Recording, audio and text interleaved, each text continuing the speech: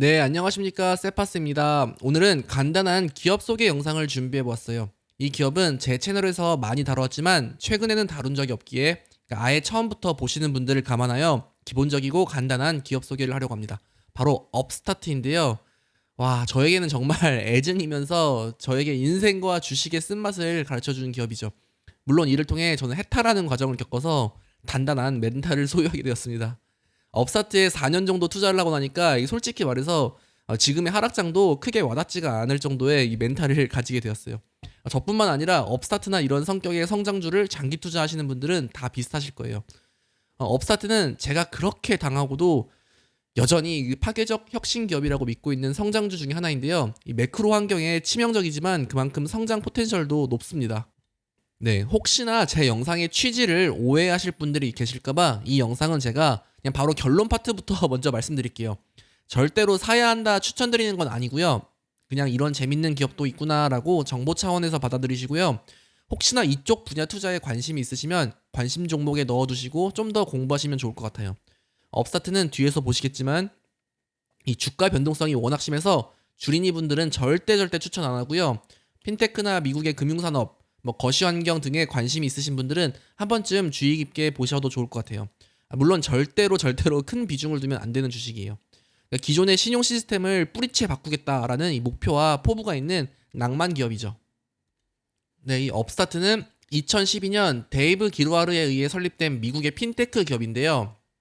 이 데이브 기루아르는 애플과 구글에 근무한 경험이 있는 능력자예요. 특히 구글에서는 약 8년간 엔터프라이즈 부서에서 사장까지 올라갔었고요. 그리고 구글 클라우드 앱스 사업을 전 세계적으로 구축하며 지메일, 구글 닥 등 이 클라우드 기반 서비스를 수십억 달러 규모의 사업으로 성장시킨 경험이 있습니다. 이 기간 동안 데이브는 제품 개발, 판매, 마케팅, 고객 지원을 총괄하면서 대규모 팀을 이끌었죠. 이런 경험을 바탕으로 업스타트를 설립하게 되었기에 경영적인 리스크는 적다고 볼 수 있습니다. 자, 이 업스타트의 목표는 하나입니다. AI 기반 신용평가를 통해 1989년 도입된 미국의 파이코 신용 점수를 대체하기를 원하죠. 기존의 파이코 신용 점수는 너무 오래되었고 정확한 신용 리스크를 보기 어렵다고 평가하고 있습니다. 이 현실 사회에서는 수백만 명, 수천만 명의 사람들이 대출을 갚을 능력이 있지만 신용 점수가 낮아서 금융 시스템에 접근을 못하는 경우가 많다고 합니다. 그 편견을 이 인공지능을 통해 깨려는 기업이죠. 제가 생각하는 업스타트의 장점을 나열해 볼게요. 업스타트는 이렇게 AI 기반 자체 신용 평가를 만들어낸 유일무이한 기업입니다. 자체 인공지능 모델과 머신러닝을 통해 계속해서 똑똑해지고 진화 중에 있고요. 또 대출 신청 시 자동화 승인 비율은 초기에는 65%였지만 2024년 말 기준 91%까지 증가했습니다. 모든 론이 24시간 이내로 펀딩되고요. 그러니까 이 뜻은요. 사람의 의견을 거치지 않고 리뷰를 거치지 않고 신청하면 91%가 그냥 자체적으로 바로바로 그냥 기계가 이제 승인을 해준다는 거예요.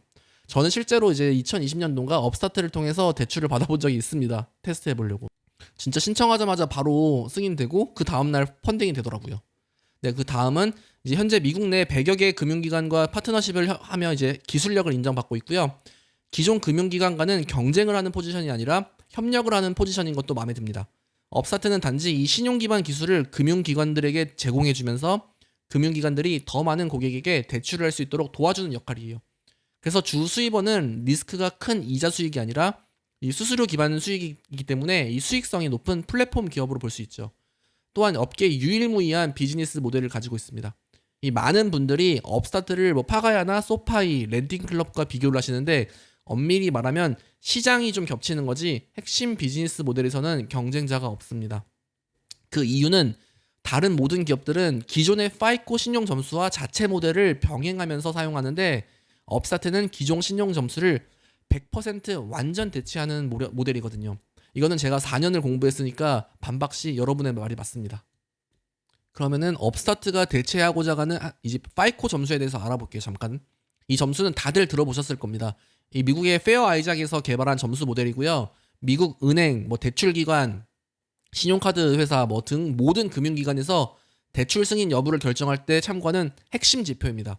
미국에서 신용 점수가 높다, 낮다라고 말할 때는 모두 이 점수 기반이에요. 그러니까 워낙 오래된 모델이라서 이 신뢰도의 장점도 있지만 점수를 계산하는데 지나치게 전통적이에요. 저도 은행에서 일할 때 가장 먼저 하는 일이 이 고객들의 이 신용 점수를 뽑고 보는 건데요. 이 점수가 낮으면 뭐 상업용 대출할 때도 문제가 있죠. 그럼 업스타트가 왜 유일무이한 AI 모델인지와 이 기업의 궁극적인 목표를 다시 볼게요. 2014년 처음에는 개인 대출 심사 모델에서 사용된 변수는 이 23개였지만 더욱더 정교한 인공지능 기술로 개발되면서 2024년 기준에는 2,500개 이상의 변수를 포함하여 정밀한 신용 측정을 하게 되었어요. 지금도 계속해서 이제 진화 중이고요. 이 변수의 종류에는 신용 경험, 뭐 고용 상태, 교육 이력, 은행 계좌 거래, 거주 지역, 나이 등등 수많은 팩트를 포함하고 있고요. 심지어는 플랫폼에서 클릭을 하고 막 정보를 집어넣는 시간 등도 이제 계산한다고 합니다. 지금까지 총 8,200만 건의 상환 결과 기반으로 머신러닝을 통해서 훈련되었고 이 유사 모델을 구축하기가 절대적으로 어렵습니다. 궁극적인 목표는 아까 말씀드린 것처럼 파이코 시스템을 완전 대체하여 더 많은 사람들에게 더 많은 대출 기회를 더 낮은 금리로 제공해주는 금융혁명이지요. 네, 업스타트가 포지셔닝해 있는 이 대출 시장은 미국에서 시장 파이가 가장 큰 산업 중 하나이기도 하죠. 보통 대출은 이렇게 개인 대출, 자동차 대출, 그러니까 주택 대출, 비즈니스 대출로 구분이 되어 있는데요. 현재 업스타트는 개인 대출과 자동차 대출이 주 무대이고 힐락을 통해서 최근에 뭐 주택담보대출에도 확장하고 있는 단계예요. 2021년인가 이 소상공인 비즈니스 대출에도 진출을 하려고 했는데 거시 환경이 너무 안 좋아서 일단 중단시킨 경험이 있고요. 뭐 언제든지 다시 이제 들어갈 수는 있을 것 같긴 해요. 또한 이제 보유한 신용 모델이 견고해지면 뭐 이렇게 확장할 수 있는 분야는 큰 것 같아요.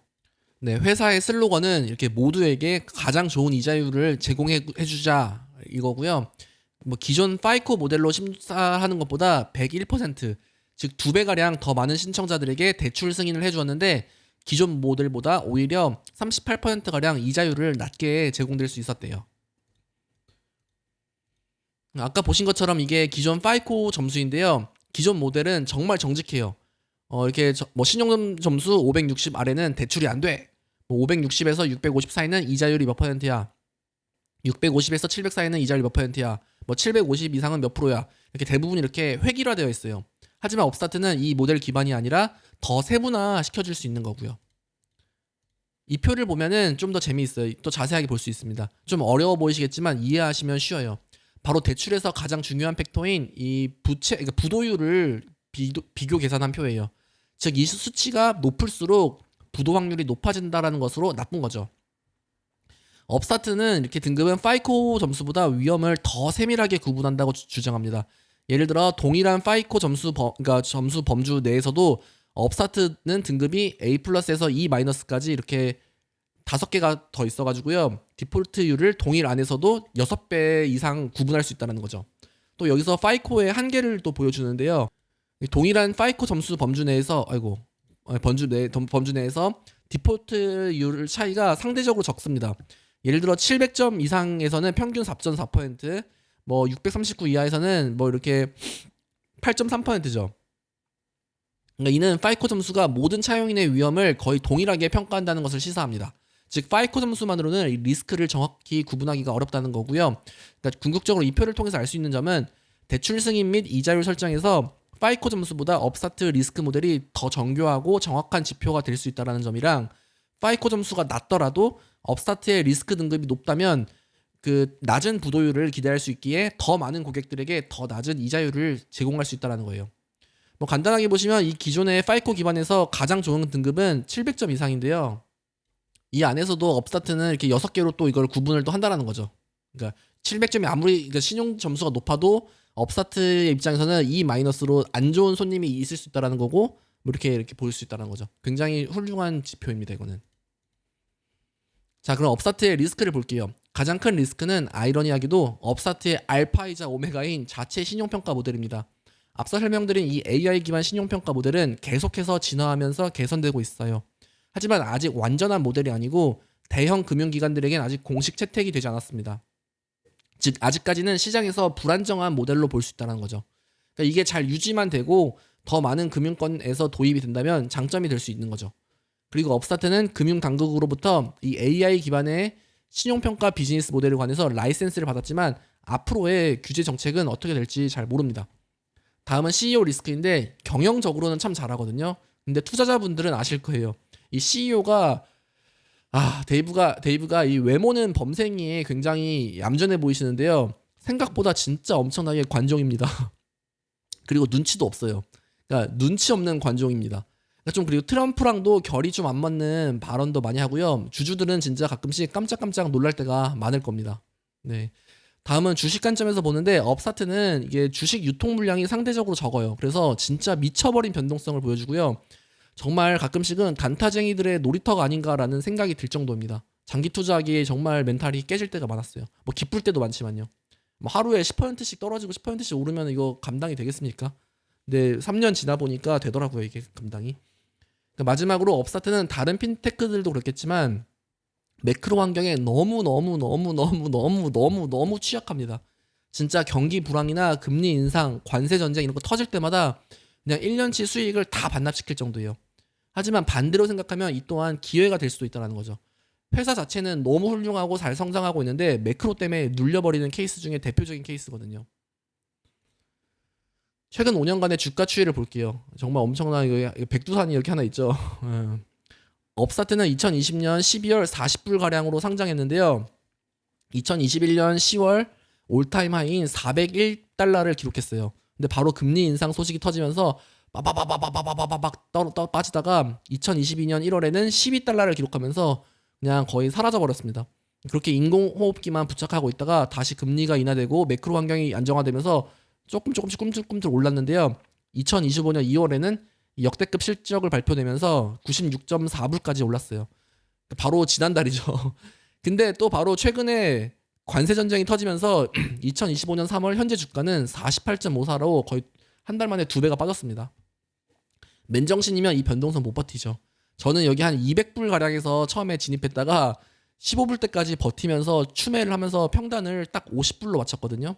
근데 얼마 전까지 수익이어가지고 뭐 이제 안 봐야지 했는데 와, 또 관세 전쟁으로 제 평단 밑으로 또 다시 내려온 모습입니다. 네, 뭐 여러분이 지금 이걸 들어가시면은 저보다 다 평단이 낮은 겁니다. 저는 근데 업스타트에 너무 비중이 많아가지고요. 이제는 당분간은 추매를 더 안 할 것 같아요. 네, 요즘은 다른 성장주들도 많이 떨어져서 볼 게 많고 특히 템퍼스 AI랑 뭐 팔란티어 같은 것도 비중을 늘리고 있고요. 그렇지만 아예 이 기업을 몰랐던 분이나 뭐 관심이 있으신 분들은 한 번쯤 지금 체크해보는 것도 나쁘지 않아 봅니다. 근데 이거는 내 과거 경험상 바닥이 없어요. 떨어지면은 정말 바닥이 없고요. 말 그대로 천장도 없고요. 예, 잘 보셔야 됩니다, 정말. 네, 그리고 업스타트는 2024년 그러니까 총 이제 6억 3천만 불의 매출을 기록했는데요. 2025년은 예상으로 10억 달러로 약 58%의 매출 성장을 이룰 거라 보고 있어요. 아직까지는 적자 회사이지만 올해 다시 흑자 전환을 할 거라고 예상합니다. 참고로 업스타트는 지금은 적자 기업이었지만 2021년 금리 인상 전까지는 엄청난 흑자였어요. 수익성도 좋았고. 그래서 주가도 높았었던 거고요. 참고로 이 CEO는 보수적으로 이제 가이던스를 내기로 굉장히 유명한데요. 이렇게 공격적인 가이던스를 낸 것 자체가 일단 굉장히 긍정적으로 봤습니다, 저는. 네, 이거는 그리고 기존 업스타트 투자자분들을 위해 잠깐 슬라이드 하나 넣어봤는데요. 투자자분들은 이 내용을 아실 거예요. 그러니까 업스타트는 대출을 직접 끼고 가지 않는데 대차대조표에 최근에 왜 대출 자산이 증가되었냐, 리스크 아니냐 말씀이 많으신데요. 반은 맞고 반은 틀린 겁니다. 물론 업스타트는 플랫폼 기업으로 직접 대출 자산을 끼면 안 돼요. 그러니까 밸런스 쉿이 가벼워야 하는 회사가 맞습니다. 하지만 회사 측의 공시에 따르면 R&D성 대출 자산을 일부러 크게 증가시켰다고 합니다. 즉 연구개발 목적의 대출로서 업스타트가 일부 자체 보유하고 이제 끼고 가는 대출인 거죠. 이건 신용평가 모델 개선을 위해 저신용자들에게 테스트성 대출을 이제 크게 한 거고요. 아직은 리스크 모델이 초기 단계이고 목표 수익률과 실제 수익률 간의 차이가 클 가능성이 높다고 합니다. 또한 시장 벤치마크 대비 목표 수익률이 낮아서 재무 실적에 부정적인 영향을 줄 수 있다고 발표했는데요. 하지만 이 테스트 대출 등을 통해서 업스타트의 AI 모델이 개선이 진행되고 궁극적으로는 장기적으로 회사 성장에 큰 기반을 다져다 줄 거라 보고 있어요. 즉 최근 대차대조표에서 대출성 자산이 커진 이유는 리스크의 증가라고 보기보다는 회사의 고의적인 장기 전략이라고 생각하시면 좋을 것 같습니다. 오늘 준비한 영상은 여기까지인데요. 조금이라도 도움이 되셨으면 좋겠네요. 구독과 좋아요 꼭 눌러주시고 댓글도 하나씩 부탁드려요. 어렵지 않잖아요, 그렇죠? 감사합니다.